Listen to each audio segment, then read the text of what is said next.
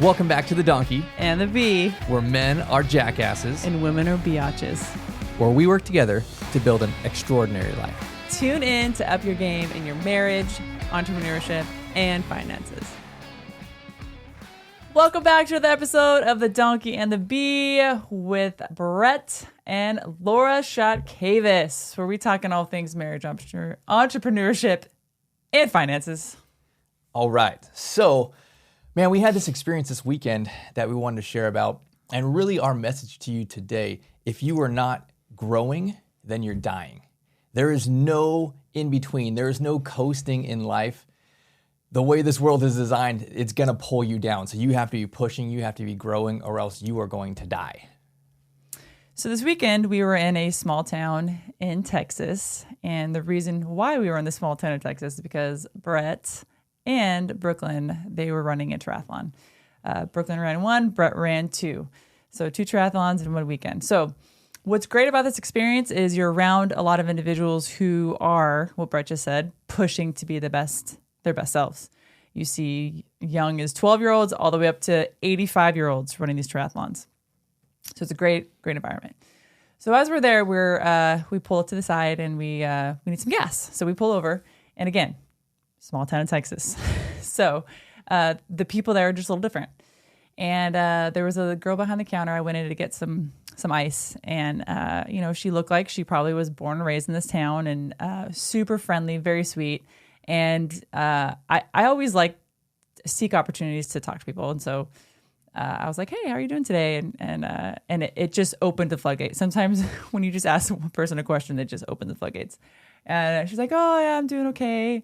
And then she kind of went into her whole spiel. Like I felt like it was kind of a therapy session. She was like, my mom used to tell me that when I was a kid, that she brought me into this world and she could take me out of it. And my first thought was like, why is she telling me this right now? That's kind of dark. And she said, man, I've had a really, really tough couple months. And I called my mom and asked her if she could take me out of this world. And my first response was like, my reaction was like, that's really sad that she would think this, that she has these thoughts. And I just responded in a way that was like, well, no, like look at you, you're young, you have a lot going for you, you're right, your whole life ahead of you. And she just didn't see it that way. And so it was interesting seeing an individual in that environment who has everything ahead of her, who has so much potential, viewing her life that way.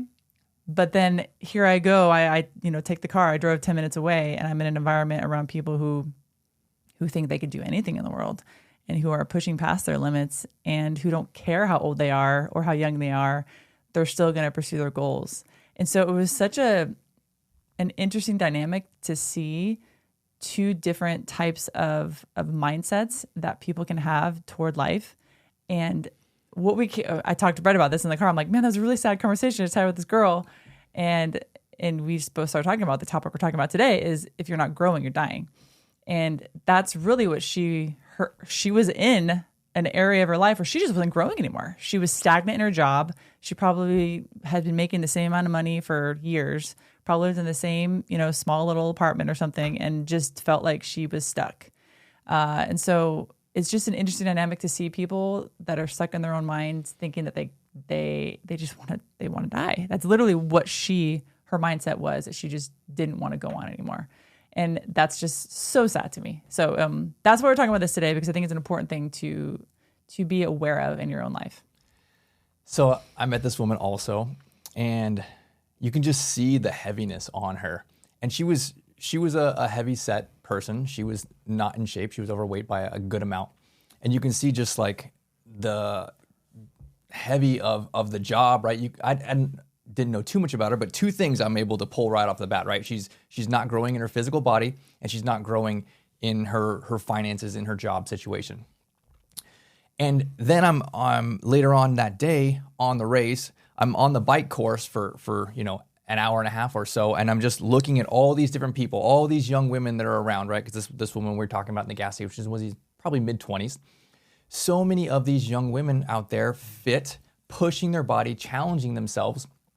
And you know, or at least I know that a lot of people that do this type of activities, that do marathons or triathlons or some of these competitive things, CrossFit events, they're driven people, and it spills over into the other areas of their lives. It spills into their job. It spills into their finances. It spills into their relationships. And it really just starts with getting out there and growing. And I think that's where I see people get stuck. They get stuck in bad relationships and bad marriages and bad parenting and bad dead-end jobs because they didn't take that initiative. They didn't get the ball moving. And I see the people running these races, these bigger events, and these people here, some of them are not in shape at all. There's very fit people, and there's honestly a wide spectrum. Even when I do full Ironmans, there's very heavy set people that are not in shape that are doing these things, and they're just like, this is my life goal. I've been training for this. I'm gonna do it. And I would say that's my message to people. If you're in a space in your life where you are unhappy, it's probably because you're not growing in multiple areas or in one or two areas. But I think that the easiest place to start to get inertia going is with your physical body. And you don't have to get out there and run a triathlon next weekend. But you know what? We got Thanksgiving coming up. There's going to be turkey trots, right? You get out there and at least walk the 5K. What kind of physical goals do you have? You have to be growing in these spaces. And I think practically speaking, if you're in a rut in life, start with a physical goal. Start growing there. Get up an hour early every morning, hit the gym. Be around people that also have a growth mindset. And, for us, we go to CrossFit, and I understand that some people are like, that's too expensive, right? It's not a small amount of money. It's not the $30 and you go to like Gold's Gym or whatever. I would say don't go to a place like that where you spend the $30 a month. Cut stuff out of your budget. Cut your alcohol budget. Cut your Starbucks budget and spend the extra $100 and go to a boot camp kind of gym, because there's accountability there. There's people there that are trying to grow. And then, when we go on vacation or something, right, we go back to the gym, people are like, hey, where you guys been? Right? Mm-hmm. Like, what's going on? I didn't see you yesterday, right? There's accountability there. There's, maybe not quite friendships, but there's like a kind of a bond. Like, we're here every morning at 5 a.m. with these other people, and they know that me and you are going to be there, right? Mm-hmm. And when we're not there for a week, there's like, you either better be on vacation or I don't know what you're doing because I'm going to call you out because we made a commitment together to grow and to do these things. So I would say start there because it will transition into the other areas of your life. When people have the excuse of the gym is too expensive, my first response, I actually have two responses. My first response is, well, do you know what's even more expensive? Hospital bills. I always say that. Hospital bills are more expensive. If you are not taking care of yourself now, your physical body now, there will be ramifications down the road where you probably will get sick and you probably will have to go to the hospital and the doctor a little more often. And if you look at it from that view, hospital and doctor bills are way more expensive than CrossFit monthly. So if you just change your perspective on that, taking care of yourself now, so the long term, you will realize that gain. It kind of changes your perspective on that. Second thing that is my response is what Brett just said. Are you going out on the weekends? Do you eat out every night? How much are you drinking? Are you smoking? Are these negative habits that you have? Are you just kind of writing those off that they're okay? Because, man, that costs a lot of money. I don't know how much a pack of cigarettes costs, but I know it's not cheap. And I know for sure that alcohol is not cheap. And if you cut those things out, I mean, that'll save you hundreds of dollars a month. And then there you go. That's your extra money that you have now for your membership. It doesn't have to be CrossFit. It can just be some sort of boot camp. And so I think just take inventory of things that you're spending on that you could cut. Everybody can cut something out of their monthly budget to afford really bettering themselves physically. The important thing about going to the gym and getting up every morning, creating that as part of your routine, is that you actually wake up your body. You get your endorphins going and you become more productive. It's not like, I'm in this vacuum, I did the gym and therefore I've checked that off the box and I'm gonna live the rest of my life the exact same. No, you're not. You're gonna wake up your body, you're gonna be moving, you're gonna be more energized. And that is going to transition into your day. you are now starting the catalyst of being a growth-minded person. Start with the physical body because it's gonna move into the rest of your life. You're gonna leave there, you're gonna hit your work, right? Now you are proving to yourself, hey, you know what? I can get up an hour earlier. I can hit the gym. I'm seeing weekly progress on the scale and in my muscles and what I'm able to do. You know what? You're gonna take that attitude and mindset, you get addicted to growing. You get addicted to results. And the next thing is, you know what? Let me bust my butt at work. Let me push for that promotion. Let me spend extra time at home or on the weekends educating myself, growing myself for that next raise, that next opportunity.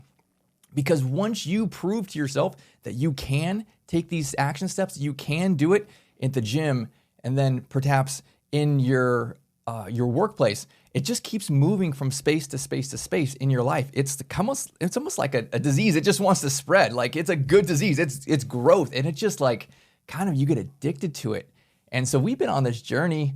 I think we got really hooked on it maybe 10 or 12 years ago and have gone all in. And it literally just started with a little spark.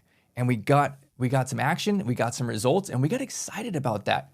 And then we said, what else can we do? What are the other areas in our lives? And we've gone through a whole spectrum of things like going through relationships, old relationships, mending ties, asking for forgiveness, apologizing, all these different things. This is all a path towards growth. And it can start with the smallest little spark. And that's my encouragement to you to get out there and start moving your physical body. It's a self-confidence booster, I think is also important to note. When you consistently tell yourself, or when you tell yourself that you're going to go to the gym and you actually do it, you are proving to yourself that you can do it, but you're also keeping the promises that you made to yourself. And in turn, that will cause you to be more confident within yourself. And so I think this is why we're talking about the physical body. We're talking about working out because it's almost something that you can see with your eyes, right? Like you can see if you have muscle mass that's built. You can see if you're losing weight. You can see if you can now do a push-up and you couldn't do it before, or now you can do a pull-up and you couldn't do it before. It's like you can actually see it. Whereas like if you're embettering yourself by just like reading books and listening to podcasts and whatever else, like sometimes you can't really necessarily see that. And so the physical aspect of it is super important. But the self-confidence aspect is super important. I also wanted to note that there is a big, I don't want to say epidemic because that sounds so dramatic, but problem, I think, with our culture today saying that there's this, mental health crisis. And I do think there is a mental health crisis. But what I do think the root cause of this mental health crisis is people are just unhappy.